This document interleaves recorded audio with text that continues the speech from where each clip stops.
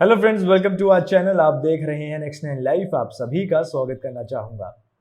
तो आज की मेरी इस खास वीडियो में हम जिस एक्टर की बात करने जा रहे हैं, इस एक्टर ने हमेशा ऑन स्क्रीन तो राजा महाराजाओं का रोल अदा किया।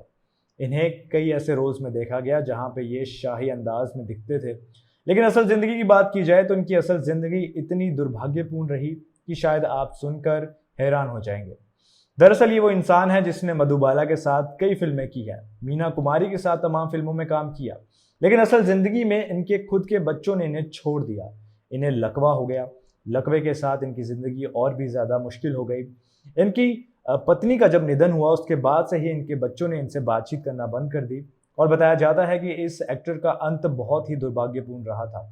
इनके पास खाने पीने के पैसे भी नहीं थे और रहने के लिए कोई जगह भी नहीं थी। क्या आप विश्वास कर सकते हैं कि जिस इंसान ने मधुबाला और मीना कुमारी जैसी बेहतरीन एक्ट्रेस के साथ काम किया हो, तमाम फिल्मों में इन्होंने अपने हुनर का परचम लहराया हो, उसका अंत इतना बुरा होगा? तो इसी को लेकर आज की मेरी ये रिपोर्ट है। इस वीडियो में मैं आपको इस इंसान के बारे में कई खुलासे करने जा रहा हूँ। इस एक्टर की ज़िंदगी से आपको रूबरू कराऊंगा। चलिए शुरू करते हैं। बॉलीवुड में कई ऐसे सितारे हैं जिनकी ज़िंदगी पर्दे पर तो बहुत अच्छी रही है, लेकिन अपने असल ज़िंदगी में उन्हें बहुत ही कम खुशियां मिली हैं। ऐसे कलाकार जिन्होंने पर्दे पर तो बहुत अच्छी फिल्में दी, उन्हें प्यार देने वाले बहुत सारे उनके प्रशंसक थे, उन्हें लोगों से इतना प्यार मिलता था जिसकी कोई हद नहीं, लेकिन असल ज़िंदगी में अपने परिवार के प्यार से वे बिल्कुल वंचित रहे। उन्हें अपने घर का प्यार नहीं मिला। इन्हीं कलाकारों में शामिल थे अभिनेता प्रदीप कुमार। 1952 में फिल्म आनंद मठ से अपनी शुरुआत करने वाले प्रदीप कुमार ने हिंदी सिनेमा के अलावा बंगाली सिनेमा में भी खूब काम किया है। इसके साथ ही उन्होंने अंग्रेज़ी भाषा वाली फिल्मों में भी काम किया है। अपने समय के प्रदीप कुमार एक अच्छे कलाकार माने जाते थे और काफ़ी फेमस भी थे। उनकी कला का लोग जो है आदर करा करते थे और उनकी फिल्में भी काफ़ी ज़्यादा हिट हुआ करती थी। लेकिन उनकी प्रोफेशनल लाइफ जितनी सक्सेसफुल रही, उतनी उनकी पर्सनल लाइफ सक्सेसफुल नहीं रही। इनफैक्ट उनकी पर्सनल लाइफ काफ़ी उतार चढ़ाव से रही और इसी के बारे में आज की इस वीडियो में मैं आपको बताने जा रहा हूँ। तो प्रदीप कुमार का जन्म 19 जनवरी 1925 को कलकत्ता में हुआ था। उन्हें बचपन से ही अभिनय का काफ़ी ज़्यादा शौक़ था। 17 साल की कम उम्र में उन्होंने ये निर्णय ले लिया था कि वे अभिनय के क्षेत्र में अपना करियर बनाएंगे।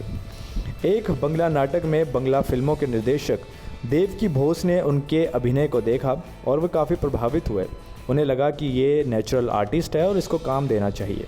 देवकी बोस ने अपनी फिल्म अलकनंदा में बतौर नायक उन्हें अवसर दे दिया, उन्हें अपॉर्चुनिटी दे दी। हालांकि वे फिल्म तो हिट नहीं हो पाई, लेकिन उनकी भूमिका को दर्शकों ने नोटिस ज़रूर कर लिया। उस फिल्म ने कमाई नहीं की, बट इस एक्टर के लिए वो फिल्म काफ़ी लकी साबित हुई और इस फिल्म के बाद से उन्हें लोग पहचानने शुरू हो गए। बतौर नायक प्रदीप कुमार की दूसरी बंगला फिल्म भोली नाइन ने सिल्वर जुबली मनाई।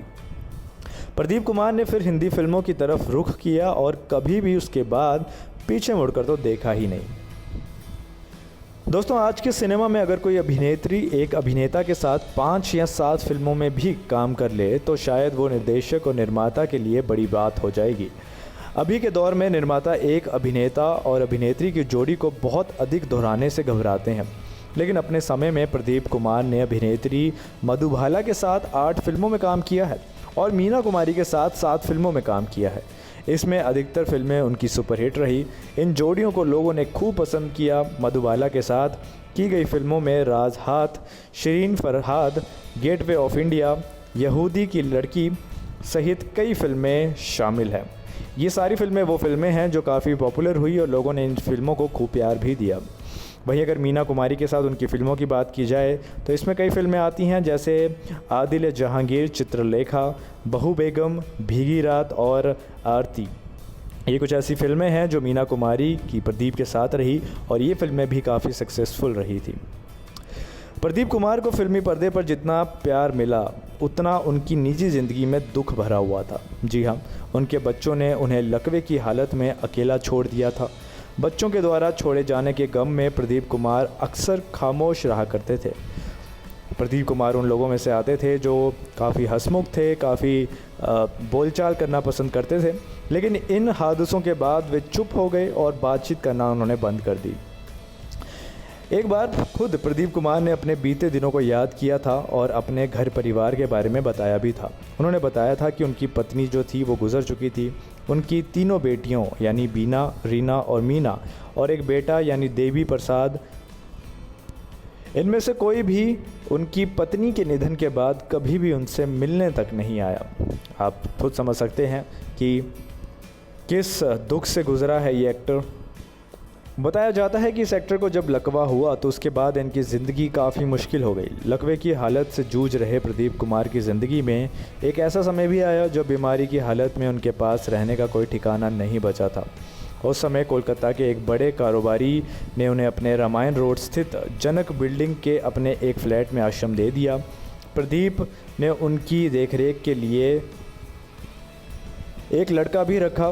इस लड़के का काम था कि वे प्रदीप की देखभाल करते थे, जो दिन रात बीमारी की हालत में प्रदीप कुमार की सेवा करता था और खाने से लेकर बाकी सभी ज़रूरी चीज़ों के लिए प्रदीप कुमार उन पर निर्भर हो गए थे। दोस्तों, प्रदीप कुमार ने कई रोमांटिक और ऐतिहासिक फिल्मों में भी काम किया है। उनके काम की बात की जाए तो एक से बढ़कर एक फिल्में उनके पास है। उन्होंने पर्दे पर अधिकतर राजा, महाराजा और शहंशाह की भूमिका निभाई है। प्रदीप कुमार को उर्दू भाषा बोलने में महारत हासिल थी। उर्दू भाषा पे भी उनका अच्छा पकड़ थी। 50-60 के दशक में प्रदीप कुमार के अभिनय का डंका भी बजता था। ये वो समय था जब प्रदीप कुमार हर दूसरी फिल्म में दिखते थे और इनकी फिल्में काफ़ी चलती थी, काफ़ी पॉपुलर भी होती थी। लंबी बीमारी के बाद फाइनली उनका 27 अक्टूबर 2001 को निधन हो गया। वे काफ़ी समय से अपने लकवे की बीमारी के कारण और भी कई बीमारियों से जूझ रहे थे। जिस इंसान ने इतना काम किया, जिस इंसान ने इतनी शोहरत, इतना नाम कमाया, उस इंसान का जो अंत था वो काफ़ी दुर्भाग्यपूर्ण रहा। ऐसे कई स्टार्स हैं जो अपनी ज़िंदगी के अंत में बहुत बदहाली की ज़िंदगी जीते हैं।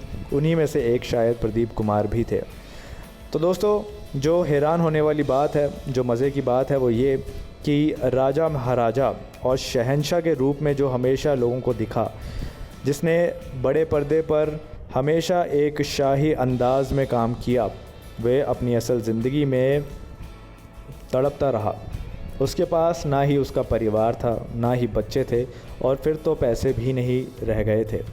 ऐसा इंसान जिसने स्क्रीन पे तो हर शाही मुकाम हासिल किया, लेकिन असल ज़िंदगी में वे बेचारे कई सारी खुशियों से वंचित रह गए।